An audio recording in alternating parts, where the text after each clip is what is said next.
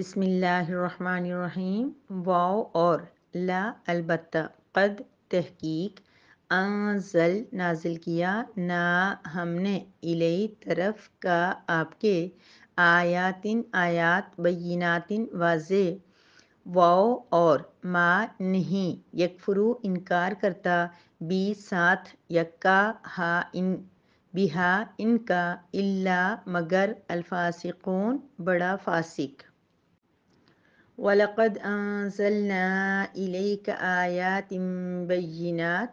اور البتہ تحقیق ہم نے آپ کی طرف واضح آیات یا واضح نشانیاں نازل کی ہیں یا اتاری ہیں۔ وَمَا يَكْفُرُ بِهَا إِلَّا الْفَاسِقُونَ، جو فاسق ہیں وہی ان آیات کا انکار کرتے ہیں۔ نحمدہ و نصلی علی رسولہ الکریم، اما بعد۔ سورہ بقرہ کی آیت نمبر 99 ہے، جس میں اللہ تبارک و تعالیٰ ان تمام لوگوں کا بارے میں گویا کہ فرما رہے ہیں کہ جن پر ہم نے آیات نازل کی ہیں، یعنی فرما رہے ہیں الیکا آپ کی طرف، البتہ تحقیق ہم نے اتاری ہیں آپ کی طرف واضح آیات۔ حضور اقدس صلی اللہ علیہ وسلم سے اللہ تبارک و تعالیٰ خطاب فرما رہے ہیں کہ اے نبی، ہم نے آپ کی طرف واضح آیات نازل کی ہیں یا واضح نشانیاں، صاف اور ظاہر نشانیاں نازل کی ہیں۔ کیا مطلب؟ اللہ تبارک و تعالیٰ نے ایک تو یہ قرآن کریم جو نازل کیا ہے، اس کی ہر آیت واضح، کھلی اور بالکل بین، بالکل کلیئر ہوتی ہے۔ الگ بات ہے کہ ہمارے سمجھانے میں کمی ہوگی، ہمارے بتانے میں کمی ہوگی، کچھ آپ کے سیکھنے میں کمی ہوگی، ہمارے سیکھنے میں کمی ہوگی، ہماری محنت، ہماری سٹرگل، ہماری سرچ ایسی نہیں ہوگی، لیکن رب العزت نے یہ جو قرآن ہمارے اوپر نازل کیا ہے، اس قرآن کی ہر آیت بالکل کلیئر ہے، واضح ہے، روز روشن کی طرح آیا ہے، کوئی چیز ڈاؤٹ فل نہیں ہوتی۔ تھوڑا سا ہمیں غور کرنا پڑتا ہے، تھوڑا سا دھیان سے پڑھنا پڑتا ہے، اور اللہ رب العزت جو اس کے اندر احکامات بیان فرماتے ہیں، جو طرز تخاطب فرماتے ہیں، جو بھی اللہ پاک اس کے اندر ہمیں سمجھانا چاہتے ہیں، جو بتانا چاہتے ہیں، وہ بالکل واضح ہوتا ہے، ہمیں فوراً بات سمجھ میں آ جاتی ہے۔ اس کے علاوہ آیات بینات یعنی واضح نشانیاں، مثلا اللہ رب العزت نے حضرت محمد مصطفیٰ صلی اللہ علیہ وسلم کو بہت زیادہ نشانیاں عطا فرمائی تھی، معجزات عطا فرمائے تھے۔ وہ بھی اس سے مراد ہو سکتے ہیں کہ اللہ پاک فرما رہے ہیں کہ جتنے ہم نے آپ کو معجزات عطا کیے ہیں، وہ سارے واضح تھے، کھلے تھے، صاف تھے، دکھائی دے رہے تھے کہ یہ ایسے کام ہیں کہ کوئی جادوگر نہ ان کو کر سکتا ہے، نہ کوئی انسان کر سکتا ہے، یہ اللہ رب العزت کی طرف سے ہی ہو سکتی ہیں۔ اللہ جو ساری کائنات کا مالک ہے، اسی نے یہ نبی کو معجزات عطا کیے ہیں۔ لیکن اللہ پاک فرما رہے کہ قرآن واضح ہے، صاف ہے، کلیئر ہے، لیکن پھر بھی کون اس کا انکار کرے گا؟ جو فاسق ہوگا، جس کے دل میں فسق ہوگا نا، فسق کی جمع فاسق یعنی گنہگار انسان جو ہوگا نا، جس کے دل میں برائی ہوگی، گناہوں کی زیادتی ہوگی، تو وہ شخص کیا کرے گا؟ اتنے واضح قرآن کا بھی انکار کر دے گا، اتنے خوبصورت کلام کا بھی انکار کر دے گا، اتنی کلیئر اللہ کی توحید بیان ہوئی ہے، اس توحید کا انکار کر دے گا، اتنا واضح نبی کریم صلی اللہ علیہ وسلم کی حدیث، ان کی امپورٹنس، ان کی اہمیت، نبی کریم صلی اللہ علیہ وسلم کی زندگی، آپ کا طریقہ، ہر چیز بیان کی گئی ہے، لیکن فاسق کیا ہوگا؟ نبی کا بھی انکار کر دے گا۔ اچھا، ایک عام انسان ہے گنہگار، وہ کیا کرے گا؟ وہ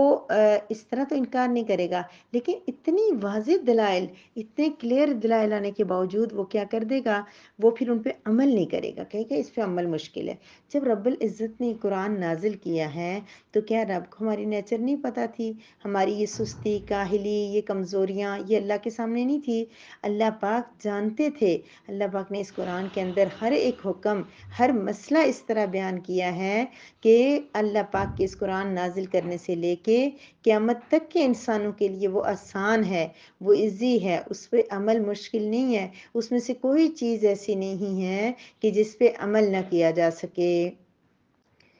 بہرحال اللہ پاک کی آیت مبارکہ میں یہ فرما رہے ہیں کہ اللہ کی ان واضح آیات کا، معجزات کا، اللہ کے بتائے ہوئے طریقے کا انکار صرف فاسق انسان کرے گا۔ ایک درست دل والا، ایک خوبصورت دل والا، ایک نیک انسان ان کا انکار نہیں کر سکتا، تو یا انکار نہیں کر سکتا یا اس کے عمل سے نہیں بچ سکتا۔ تو ہمیں دیکھنا ہے کہ کہیں ہم ایسے لوگوں میں تو شامل نہیں ہیں کہ ہم انکار تو نہیں کرتے اللہ کی آیات کا، لیکن کوئی اللہ کی آیات ایسی ہوں جس میں کوئی حکم آیا اور ہم یہ سمجھ رہے ہوں کہ ہمارے لیے پاسبلٹی نہیں ہے، یہ پاسبل نہیں ہے، ان پہ عمل کرنا یہ بہت مشکل ہے۔ تو یہ بات ایسی کوئی چیز ہمارے ذہن میں نہیں آنی چاہیے۔ اللہ رب العزت کا پورا قرآن جو ہمارے اوپر نازل ہوا ہے، جتنے بھی احکامات ہیں وہ ہماری حیثیت، ہماری انسانی سوچ، ہمارے جذبات، ہماری جسمانی طاقت، ہر چیز کو مد نظر رکھ کے رب کریم نے بنائے ہیں۔ اگر کہیں ہمیں عمل کرنا مشکل لگ رہا ہے تو ہمارے ایمان کی کمزوری ہو سکتی ہے، وہ آیات جو ایسی نہیں ہو سکتی، پھر کوئی چیز ہمیں سمجھ نہیں آ رہی تو اس میں ہماری سمجھ کی کمزوری ہو سکتی ہے، اس پہ ہمیں محنت کرنی ہے۔ یہ تو نہیں کہ ہم نے تھوڑے سے پھر اس کو چھوڑ دیں کہ ہمیں قرآن نہیں آ رہا۔ ہم دنیا کی چیزوں کو نہیں چھوڑتے جب ہمیں لگتا ہے کہ وہ ہمیں نہیں آ رہی، ہم ہر چیز کو سمجھتے ہیں، پڑھتے ہیں، دیکھتے ہیں، بار بار سرچ کرتے ہیں۔ تو قرآن کو ہم لوگ اتنا آسان نہ لیں کہ ہمیں اگر نہیں تھوڑا سا سمجھ آ رہا تو ہم اس کو چھوڑ دیں۔ باقی مفہوم بہت ہی کلیئر ہے، بس اللہ رب العزت ہمیں عمل کی توفیق عطا فرمائے، سمجھنے کی توفیق عطا فرمائے اور اس کے مطابق زندگی گزارنے کی توفیق عطا فرما دے۔ ضمناً ایک بات ذہن میں آ رہی ہے، عرض کر دوں، ٹائم ہے ابھی میرے میسیج کا، کہ جو میری بہنیں ہیں، ہم خواتین جو ہیں، ہمیں پیریڈز کا پرابلم بہت زیادہ رہتا ہے، اکثر جو میں نے سننے میں آیا ہے۔ ایک بات تو یہ میں اس میں یہ فیل کر رہی ہوں، اسے شیئر کرنا چاہتی ہوں کہ رمضان کے علاوہ بھی ہمارا یہ پرابلم چلتا ہے، کبھی ہمیں 10 دن جو ہے نا بلیڈنگ ہوتی ہے، 11ویں 12ویں دن بھی پرابلم شروع ہو جاتی ہے، کبھی یہ ہوتا ہے کہ ہمیں 3 دن سے کم ختم ہو جاتے ہیں، کبھی 15 دن سے پہلے پہلے دوبارہ مینسز ہو جاتے ہیں۔ لیکن میرا جو اس دوران ایکسپیرینس ہوا ہے وہ یہ ہے کہ ہم صرف اس چیز کو رمضان میں سوچتے ہیں، صرف رمضان میں ہم ان مسائل کو سیکھنے کی کوشش کرتے ہیں، اس کے علاوہ دنوں میں ہم اس کی بالکل کیئر نہیں کرتے، ہم کچھ بھی نہیں دیکھتے، ہم بس نارملی ہمیں پتہ ہوتا ہے کہ ہمارے جو ہے نا بلیڈنگ ہو رہی ہے، تو ہم لوگ جو ہے نا 10 دن ہو جائیں، 15 ہو جائیں، ہم آرام سے نماز چھوڑ کے بیٹھ جاتے ہیں۔ پھر یہ کہ ہمیں 15 دن سے پہلے ہو جائیں، ہم کوئی کیئر نہیں کرتے، کوئی فکر نہیں کرتے، کوئی علاج کی طرف نہیں دھیان دیتے۔ چلیں اللہ کا لاکھ لاکھ شکر ہے کہ ہم رمضان میں اس چیز کو امپورٹنس دیتے ہیں، لیکن یہ ہمارا دین، ہماری نماز، ہمارا قرآن، یہ ساری چیزیں صرف رمضان کے لیے نہیں ہیں، یہ ہمارے ہمیشہ کے لیے۔ نماز مجھے سب سے زیادہ کہاں پرابلم ہوتی تھی نماز کی، کہ نماز قضا چلے انسان نے جان بوجھ کے کی یا کسی مجبوری میں کی، وہ تو بندے کے پتہ ہے بندے نے نماز قضا کی۔ ہم سے جو نماز قضا کرنے میں غلطی ہو رہی ہے وہ یہاں پہ ہو رہی ہے کہ ہماری پاکی کے دن آ جاتے ہیں اور ہم جو ہے وہ اس کا دھیان نہیں دیتے، بعض کا دھیان نہیں دیتے، اور بعض دفعہ کچھ پرابلمس کی وجہ سے ہمارا ٹائم اوپر نیچے چل رہا ہوتا ہے اور اس وجہ سے ہم نماز نہیں پڑھ پاتے۔ تو میری پیاری بہنوں، وہ نمازیں ہماری معاف نہیں ہوں گی، ٹھیک ہے؟ اس لیے ہمیں اس چیز کی بس اتنی احتیاط کر لیں جتنی احتیاط ہم رمضان المبارک کے مقدس مہینے میں کرتے ہیں، بس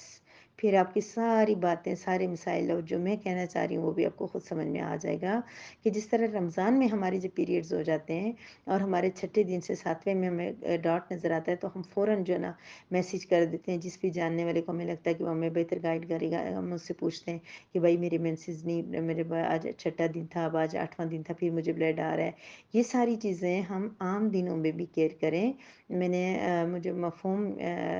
بتا دیتی ہوں، حدیث کے الفاظ تو میرے ذہن میں نہیں ہیں، کہ صحابیات جو ہے وہ لائٹ جلا جلا کے رات کو یعنی چیک کرتی تھی پوری پوری رات۔ ہمارا یہ مسئلہ ہے کہ ہمیں ایک بار اچھی طرح چیک کرنا ہوتا ہے، اس کے بعد دوسری مرتبہ یعنی کہ اسی کے برابر اکثر جو دن ہوتے ہیں نا، ہمیشہ تھوڑی کبھی ڈیٹ چینج بھی ہو جاتی ہے ترتیب، لیکن اس کا مسئلہ یہ ہے کہ اگر نارمل ہو تو پھر وہ ایک ترتیب کے ساتھ چل رہے ہوتے ہیں، یعنی ایک بار اگر 8 دن ہوئے تو دوبارہ بھی 8 دن ہوں گے۔ تو بہرحال میں چونکہ فقہ کی ٹیچر نہیں ہوں، بار بار آپ کو بتا چکی ہوں کہ خدا را مجھ سے فقہ کے مسائل نہ پوچھیں، کیونکہ میں نے جو ابھی یہ جو بیڑا لیا ہے اپنے سر پہ، وہ اپنے رب العزت کے کلام کا ہے کہ اس میسیج کو ہم سمجھیں۔ ہاں، سبق کے اندر میں نے رمضان کی آیات کیوں رمضان میں کر دی تھی، پہلے کر دی، کیونکہ میں نے صرف آیات کا ترجمہ کرنا ہے، مفہوم کرنا ہے، اس کی تفسیر کرنی ہے۔ ہاں، میرے پاس میں بہت زیادہ ذہین ہوتی یا بہت علم ہوتا تو میں ضرور آپ کو گائیڈ کرتی، لیکن مجھے خود جو ہے نا بہت سارے مسائل بھول چکے ہیں جو میں نے پڑھے ہیں، اور جو پڑھے بھی ہیں تو ان کے اوپر میں نے اپنی ذاتی کوئی سرچ نہیں ہے میری، اس کے اوپر میرے وہی جو ساتھ ساتھ سنا پڑھا، ٹھیک ہے وہ تو صحیح ہوگا، ہم اسی لیے اس پہ عمل کرتے ہیں، لیکن خود بھی تو ہوتا ہے نا کہ بندے کو خود تو ایسی کوئی چیز میرے علم میں نہیں ہے، اس لیے مجھ سے مت پوچھیں، لیکن جو مسائل ہیں یہ حیض اور استحاضہ کے، نفاس کے، جنابت کے، ان سب مسائل کو بھی سیکھیں، ضرور سیکھیں۔ اس طرح کے کورسز بھی میرے سامنے آتے رہتے ہیں، تو میں انشاءاللہ کوئی کورس ہوا تو وہ آپ کے ساتھ شیئر کر دوں گی، ایک مرتبہ میں ضرور انشاءاللہ شیئر کروں گی، اس کے اندر آپ جائیں، وہاں پھر آپ کو کھلا آپشن ہوگا، آپ جو مرضی پوچھیں، ہر بندہ اپنے حساب سے پوچھ کے اس کو سمجھ لے۔ بہرحال ان مسائل کو سیکھنا ہمارے لیے بے حد ضروری ہے، پہلی بات۔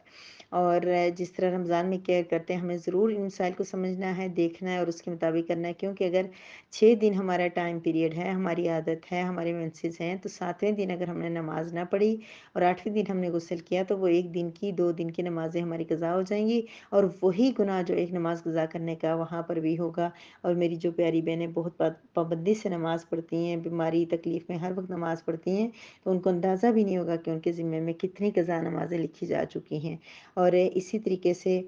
پاکی کا غسل کا ٹائم پہ اہتمام کرنا یہ بھی بہت زیادہ ضروری ہوتا ہے۔ اور ایک اور بات جس کی وجہ سے میں یہ کہنا چاہ رہی تھی کہ اگر کسی کو ٹائم پیریڈز میں پرابلم ہے تو وہ چیک اپ کروائیں۔ یہ اگر 10 دن سے اوپر بلیڈنگ ہو رہی ہے یا 15 دن پاکی کے گزرنے سے پہلے پہلے دوبارہ مینسز ہو گئے تو اس کا مطلب ہے باقاعدگی نہیں ہے، یہ مینسز کی روٹین خراب ہے، اور اس کی وجہ سے آپ کے اندر کوئی پرابلم ہوگی، کوئی ریزن ہوگی ضرور، اس کی وجہ سے ایسا ہوتا ہے، تو اس کا علاج بھی بہت زیادہ ضروری ہے، اس کا علاج بھی کروائیں، کیونکہ اگر علاج نہیں کروائیں گے تو وہ پرابلم جس کی وجہ سے ایسا ہو رہا ہے وہ بڑھ رہی ہوگی، تو یہ نقصان دہ ہے۔ ڈاکٹرز اس کو بہت زیادہ کرتے ہیں کہ اگر بلڈ آپ کا زیادہ ہو گیا تو اس سے کمزوری، جیسے جو اپنی روٹین وائز ہو نا تو وہ ہمارے گندگی اندر سے نکلے گی، لیکن روٹین سے ہٹ کے 1 دن بھی زیادہ ہو جائے تو وہ ہمارے اندر سے ہمیں وہ کمزوری، اور جیسے ہم اپنے بازو سے اگر ہم گر جائیں تو ہم کہتے ہیں کہ خون نہ نکلے، یہ وہ والا ہو جاتا ہے۔ لیکن جو ٹائم پیریڈ ہے اس کے اندر اندر اگر ہوا تو پھر اس کا اتنا پرابلم نہیں ہوتا، اس لیے احتیاط کریں اور اس مسئلے کو اچھی طرح سمجھنے کی کوشش کریں، اور اسی کے مطابق بہت کیئر کے ساتھ غسل